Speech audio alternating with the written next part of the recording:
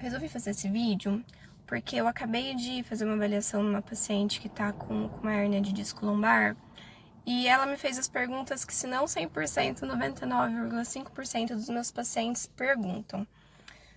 Aí eu achei legal gravar esse vídeo porque muitas pessoas podem ter os sintomas de uma hérnia de disco e não desconfiar que tem, ou muitas pessoas podem ter hérnia de disco, mas não saber o que é.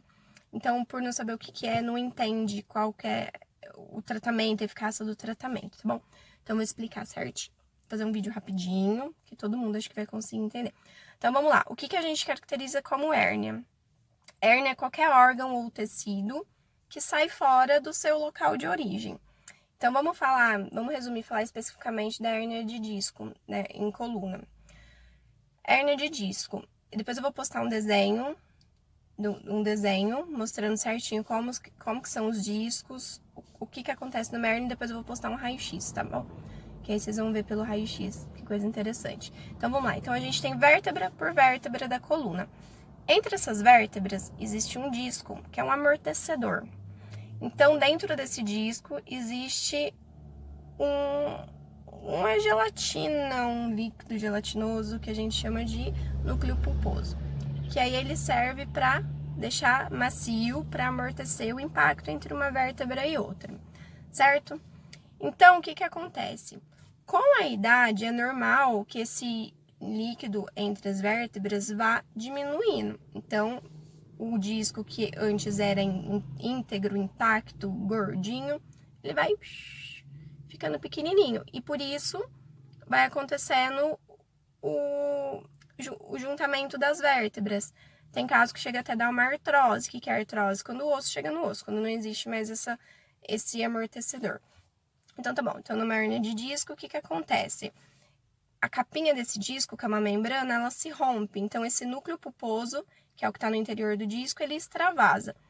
E ele extravasa para dentro da medula, comprimindo as raízes nervosas. Depois no desenho vocês vão ver que existe a medula, que é a junção de nervos. Então tem a medula e tem as vértebras para o lado de fora. Então esse disco, ele rompe, o líquido vaza, o núcleo pulposo vaza e acaba comprimindo raízes nervosas, que acaba gerando sintomas da hérnia. Então é isso que é uma hérnia de disco. Agora, quando fala protusão discal, o que acontece? Ainda não teve, a protusão geralmente não teve o rompimento da membrana. Às vezes a protusão é só o disco que está saindo do lugar. Então tá bom, teve tudo isso. Então vocês já devem ter ouvido falar também de muitos casos de cirurgia, que a cirurgia é perigosa, que a cirurgia é muito invasiva. Realmente, a cirurgia é bem invasiva. Mas perigosa, vamos colocar aí que toda cirurgia é perigosa, né? Então, o máximo de tratamento conservador, que é tratamento não cirúrgico, que a gente puder fazer, é melhor, porque aí a gente não precisa se submeter à situação de cirurgia, né? A cirurgia Então, falando da cirurgia, não enfia na cabeça que você tá com uma hérnia, que você tá com uma dor, que é só a cirurgia que vai resolver. Porque não é só a cirurgia que vai resolver, gente. Estudos. Depois eu vou também postar vários estudos científicos, isso. Estudo científico é sério o negócio, que eles estudam vários pacientes para depois jogar uma resposta do que dá certo ou não. Então, estudos comprovam que de 2 a 4% dos casos diagnosticados com hérnia tem uma necessidade real de cirurgia. 90%, de 90 a 95% dos casos, o tratamento conservador resolve. Isso assim, baseado em estudos, tá bom? Então, de 90 a 95% dos casos que estudos realizaram, o tratamento conservador resolveu. O que é o tratamento conservador? Repouso, fisioterapia, pilates, hidroterapia.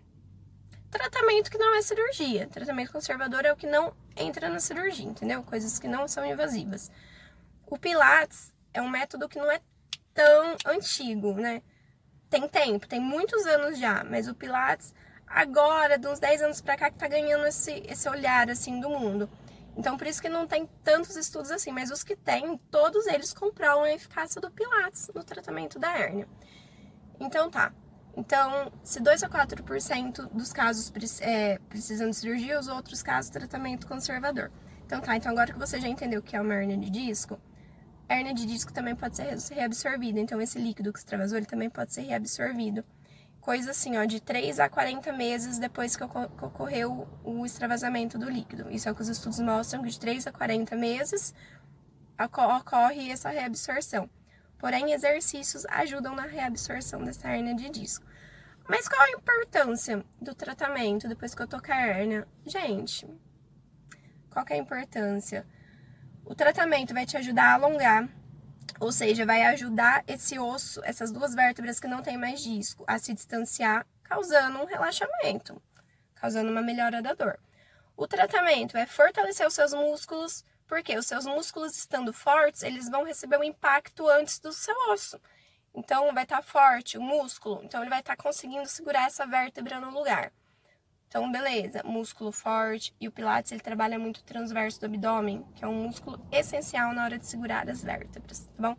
Porque a maioria das vértebras são cervicais e são lombares, e o transverso tem acesso ali à região lombar.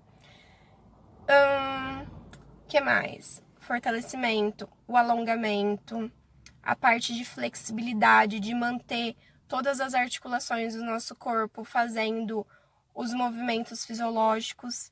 Então, gente, não coloca na cabeça que o repouso ou que é só a cirurgia que vai te ajudar a melhorar da dor. Não é. Tira esse preconceito. E se algum profissional de saúde enfia esse raio desse negócio na tua cabeça, procura uma segunda opinião.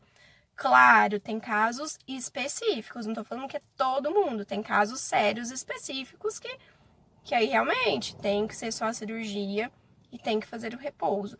Mas só o repouso não é tratamento, gente. Só o repouso. Não existe essa de você não pode fazer exercício nem a cirurgia, só repouso. Não existe isso. Não existe. E o Pilates também não tem contraindicação. Porque desde que você faça com um profissional formado, certificado, que estude, que busque saber das coisas, não é todo exercício que aplica para todo mundo. Por exemplo, esses que eu posto de ponta-cabeça, eu não dou para todo mundo ficar de ponta-cabeça. Não é todo mundo que pode. Então, é por isso que existe avaliação. E é por isso que todo mundo é formado. Todo mundo tem que ter a certificação em Pilates pra gente aprender qual exercício pode dar para cada caso, tá bom? Então, gente, eu acho super útil, apesar de você às vezes não ser um profissional da saúde, eu acho super útil você saber o que é uma hérnia de disco, principalmente se você é um paciente, para você entender a importância do tratamento, para você saber o que está acontecendo aí.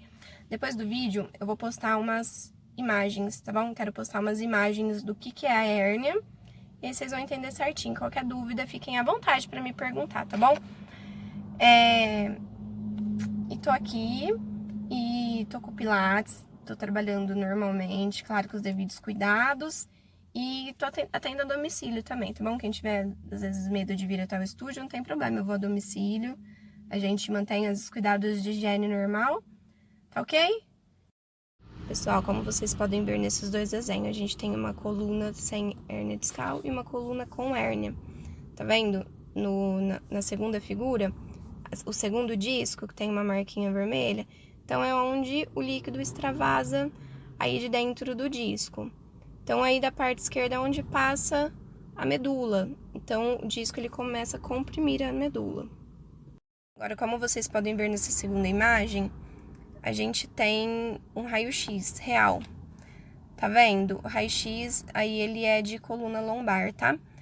Então, vocês estão vendo onde tá marcadinho, onde tem um disco que tá para fora, geralmente no raio-x ou até numa ressonância, aparece praticamente do mesmo jeito. É que nós que lemos exames de imagem, a gente consegue ver diferente, mas quem não entende sobre exame de imagem vai conseguir ver mais ou menos do mesmo jeito.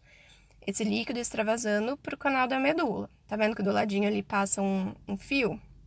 Aquilo lá é a medula, que é o conjunto de todos os nervos do nosso corpo. Então, gente, encerrando, os sintomas. Quais são os sintomas que geralmente podem indicar que você tem uma hérnia? Formigamento de membros. Se a hérnia for cervical, provavelmente vai estar formigando daqui para baixo. Pode ser braço, pode ser mão, pode ser dedos, pode ser perna, pode ser uma área das costas, o que for daqui para baixo, uma hérnia cervical, formigamento, dor, latejar, parestesia. Parestesia é quando parece que está anestesiado, que a gente não está com a função completa, a gente não sente firmeza, fraqueza muscular. Às vezes pode acontecer até a hipotrofia muscular, que é a diminuição do músculo. Eu já vi casos de pessoa perder a hipertrofia do peito, peitoral, ficar com o peito com músculo murchinho, com bíceps, com o braço bem diferente do outro, porque a hérnia modificou o movimento desse lado, né? Modificou a função desse lado. Então, a hérnia cervical é isso, e a hérnia lombar geralmente é a mesma coisa. É uma dor que irradia para a perna, às vezes é uma dor lá no dedão, é uma dor no pé, uma parestesia, fica anestesiado, fica formigando, é dor, é latejar. Então, tudo isso pode ser uma hérnia de disco. Não que necessariamente mas vale a pena ser investigado. Então, gente, espero que eu tenha respondido dúvidas. Espero que vocês entendam e espero que realmente, de coração, todo mundo entenda a importância do tratamento.